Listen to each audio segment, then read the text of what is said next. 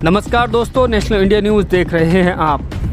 वैसे तो भाजपा राज में बेटियों के सम्मान के बड़े बड़े दावे किए जाते हैं। महिला सशक्तिकरण, बेटी बचाओ बेटी पढ़ाओ जैसे स्लोगन और कार्यक्रम चलाए जाते हैं। लेकिन सवाल यह है कि हकीकत क्या है।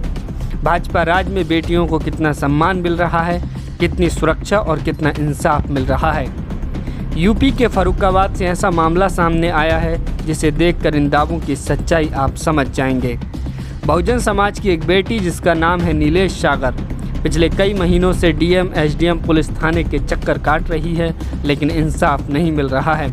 नीलेश सागर को जान का भी खतरा है, लेकिन प्रशासन बिल्कुल भी गंभीर नहीं है।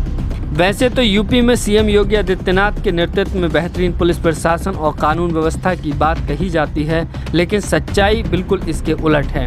दरअसल पूरा मामला संपत्ति से जुड़ा हुआ है। नीलेश सागर ने बताया है कि उनके पिता की 6 संतानों में से वो सबसे छोटी संतान हैं। उनके पिता के 2 पुत्रों में से छोटे पुत्र रामवीर का निधन डायबिटीज के कारण हो गया था। सबसे बड़े बेटे हिंदवीर का व्यवहार उनके माता पिता और भाई बहनों के साथ कभी अच्छा नहीं रहा है। नीलेश का कहना है कि हिंदवीर ने मेरे पिता को मारा पीटा और उनके हाथ तोड़ दिया, जिसका इलाज मैंने ही कराया है।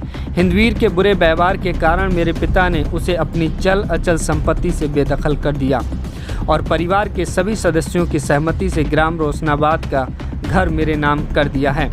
लेकिन हिंदवीर उस घर का ताला तोड़कर उसमें घुस गया।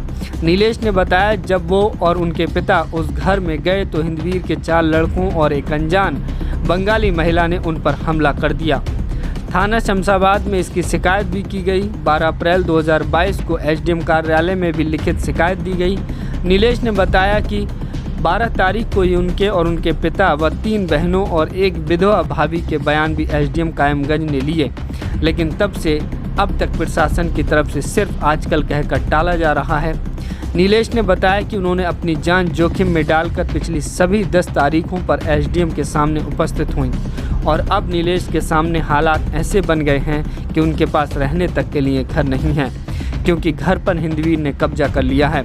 लिहाजा नीलेश सागर ने एसडीएम कायमगंज कार्यालय पहुंचकर सुरक्षा, इंसाफ और आवास की व्यवस्था करने की अपील की है।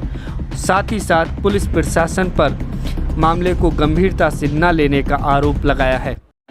मेरा नाम नीलेश सागर है और मैं पिछले 4 महीने से यहाँ पर जस्टिस के लिए, न्याय के लिए भटक रही हूँ। आज मेरे रिश्तेदारों ने मुझे घर से निकाल दिया कि बहुत दिन हो गए, इससे ज़्यादा हम आपको नहीं रख सकते। मेरे पास रहने के लिए आज जगह नहीं है। 10 तारीखें दे चुके हैं एसडीएम साहब अभी तक और मैं अपने सारे एविडेंस पेश कर चुकी हूँ। उसके बावजूद भी अभी तक कोई फैसला नहीं दिया गया, जबकि दूसरा पक्ष मुझ पर जानलेवा हमला भी कर चुका है। इस बात का लिखित शिकायत पत्र मैंने डीएम, एसडीएम, यहाँ तक कि एसपी सर तक को भी दिया है और ये बात सबको पता है कि मेरी जान को खतरा है। अगर मेरे साथ ऐसी कोई भी घटना होती है या फिर मेरी हत्या होती है तो इसके जिम्मेदार यही प्रशासनिक अधिकारी होंगे जहाँ पर मैं खड़ी हूँ, क्योंकि मेरे पास रहने के लिए घर नहीं है। इसलिए मैं अब यहीं पर रहूँगी, इन्हीं के ऑफिस के बाहर। ये नेम प्लेट आप देख रहे हैं, यहाँ पर मुझे जस्टिस चाहिए बस।